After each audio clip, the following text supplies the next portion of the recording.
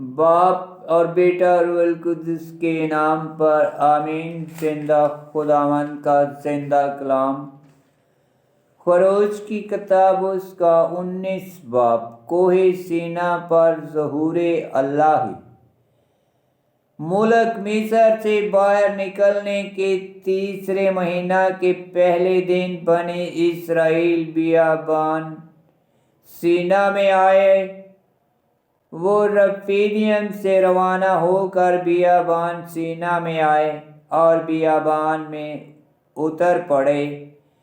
وہاں اسرائیل نے پہاڑ کے سامنے خیمے لگائے اور موسیٰ خداوند کے پاس چڑھا تو خداوند نے پہاڑ پر سے اسے بلایا اور کہا کہ تو یعقوب کے خاندان سے یوں کہے گا اور بنی اسرائیل سے یوں بیان کرے گا کہ تم نے دیکھا میں نے مصریوں سے کیا کیا کیا اور عقاب کے پروں پر بٹھا کر کیسا تمہیں اپنے پاس لے آیا۔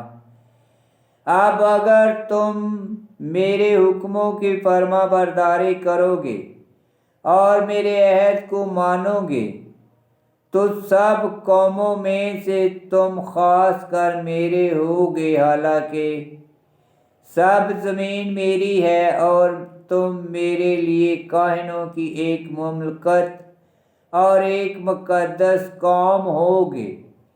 یہ وہ باتیں ہیں جو تو بنی اسرائیل سے کہے گا۔ تب موسیٰ نے آ کر لوگوں کے بزرگوں کو بلایا اور سب باتیں جو خداوند نے اسے فرمائی تھی ان سے بیان کی۔ لوگوں نے مل کر جواب میں کہا کہ خداوند نے سب کچھ جو فرمایا ہے وہ سب ہم کریں گے۔ پس جب موسیٰ نے ان کے جواب کی خبر خداوند کو دی تو خداوند نے موسیٰ سے کہا، دیکھ میں تیرے پاس بادل کی تاریکی میں آؤں گا تاکہ لوگ مجھے تیرے ساتھ باتیں کرتے ہوئے سنیں اور ہمیشہ کے لیے تیرا اعتبار کریں۔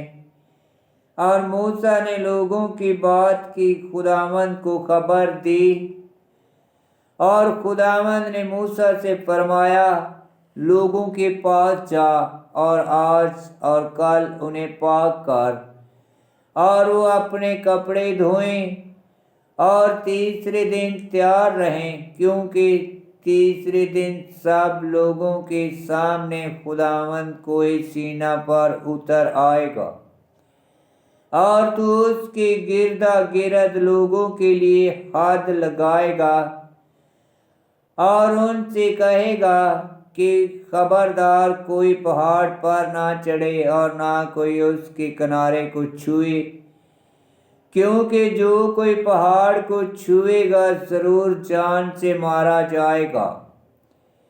کوئی ہاتھ اسے نہ چھوئے، وہ پتھروں سے سنسار کیا جائے گا یا تیروں سے مارا جائے، خواہ وہ حیوان ہو خواہ انسان، وہ زندہ چھوڑا نہ جائے گا۔ اور جب ساتھ ہی کرنائی کی آواز سنائی دے تب ان سب کو چڑھنے کی اجازت ہے۔ تب موسیٰ پہاڑ پر سے اتر کر لوگوں کے پاس آیا اور انہیں پاک کروایا اور ان کے کپڑے دھلوائے اور لوگوں سے کہا کہ تیسرے دن کے لیے تیار رہو اور عورت کے نزدیک مت جاؤ۔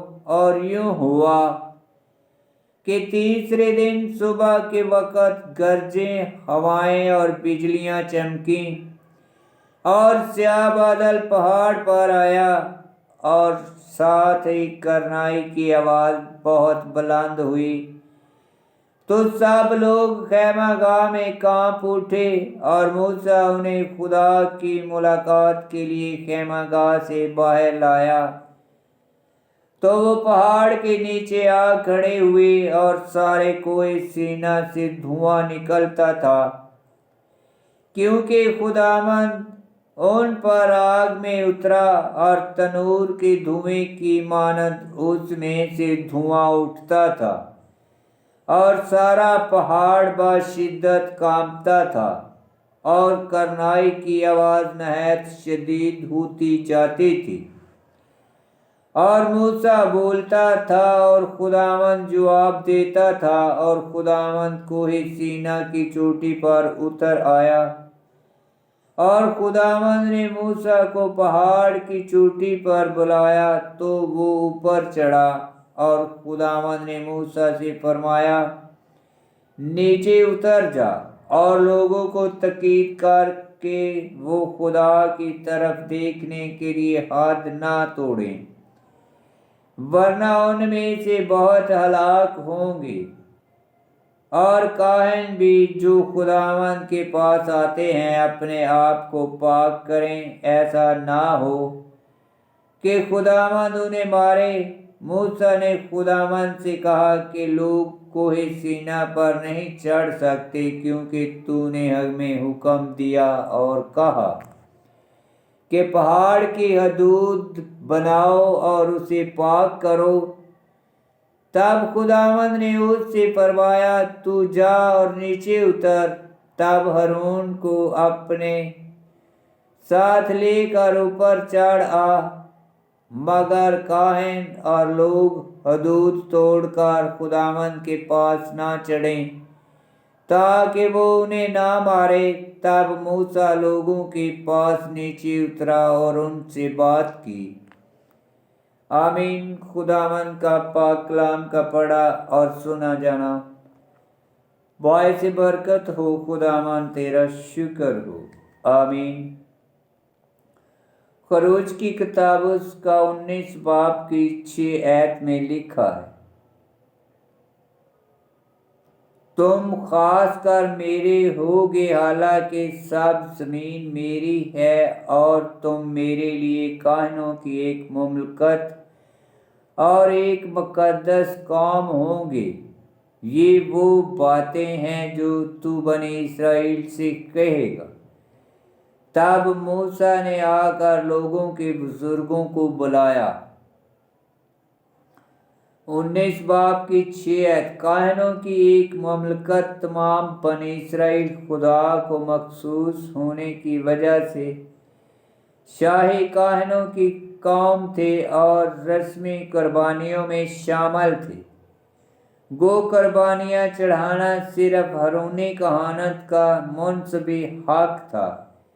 ये हालात अहद जदीद में भी पाए जाते हैं क्योंकि इसमें तमाम मसीह कौम काहिनों की मुमलकत कहलाती है। गो सिर्फ काहिन खुदावंद के सामने कुर्बानी चढ़ाते हैं।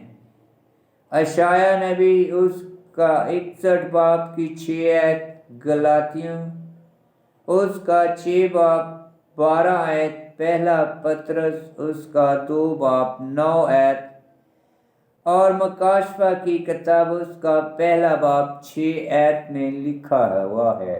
आमीन।